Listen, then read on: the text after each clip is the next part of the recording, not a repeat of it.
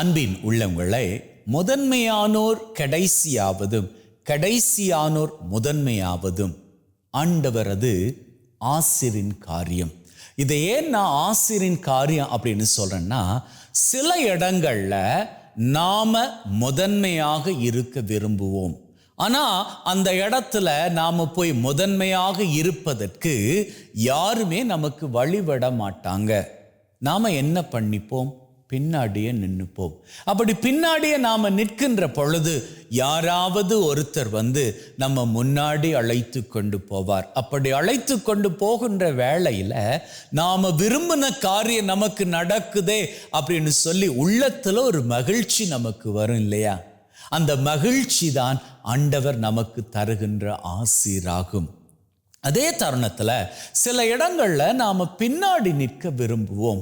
ஆனாலும் நம்ம எல்லாருமா சேர்த்து முன்னாடி தள்ளி விட்டுருவாங்க. எதற்கு அப்படின்னு சொன்னா, தாங்க தப்பித்து கொள்வதற்காக.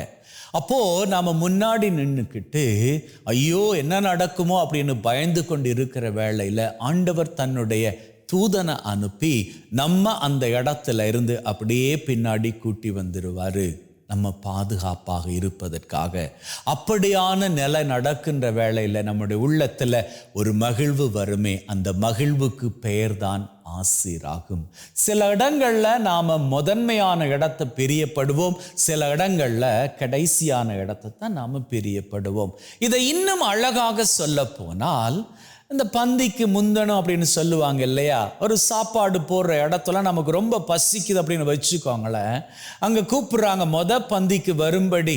நமக்கு அங்கே போவதற்கு விருப்பமாக இருக்கும். ஆனால் போனால் மற்றவங்க என்ன நினைப்பாங்களோ, ஐயோ கொஞ்சம் கூச்சமாக இருக்குதே அப்படின்னு சொல்லி நாம் தயங்கிக்கிட்டு நிற்கிற வேளையில் அந்த பந்திக்கு கூப்பிட்டவர் இருக்கிறார் இல்லையா? அந்த பந்தியை ஏற்பாடு பண்ணவர், அவரோ அல்லது அவருடைய வீட்டாரோ நம்ம கிட்ட வந்து நீங்க வாங்கய்யா அப்படின்னு சொல்லி நம்ம கூட்டிக்கிட்டு போய் அங்க வரிசையில வச்சு நமக்கு பரிமாறுகிற பொழுது அப்ப வரும் பாருங்க ஒரு சந்தோஷம். அந்த சந்தோஷம் இறைவன் நமக்கு தருகின்ற ஆசீராகும். இதுவே சமயங்கள்ல சில நேரத்துல ஒரு சினிமா தியேட்டருக்கு போறோம். சரி, அப்படி போற வேளையில நாம ஏதோ ஒரு பின்னுக்கு இருக்க வேண்டிய ஒரு ஷீட்ல இருந்து படம் பார்க்கறதுக்கான ஒரு டிக்கெட் எடுத்துட்டோம். ஆனாலும் அங்கே நாங்கள் போய் பின்னாடி இருக்கிறதுக்கு முன்னாடி என்ன பண்ணுறாங்க, அங்கே போய் எல்லாரும் அந்த பின் ஷீட்டை ஆக்கிபை பண்ணிடுறாங்க.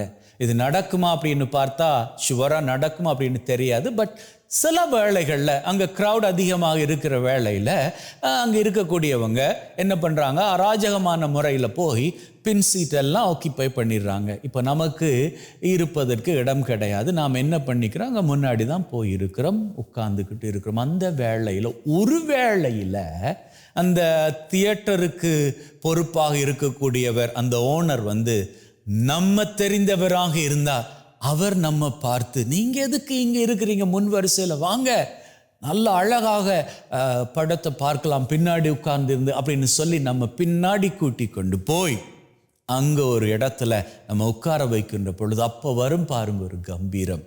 அதுதான் ஆண்டவர் கொடுக்கக்கூடிய ஆசீராகும். இவையெல்லாம் வாழ்க்கையில நாம பிரியப்படக்கூடிய காரியங்கள். ஆனா எல்லாருக்கும் இவை கிடைக்குமா அப்படின்னு பார்த்தா எல்லா வேளையிலும் அது கிடைப்பது அரிது.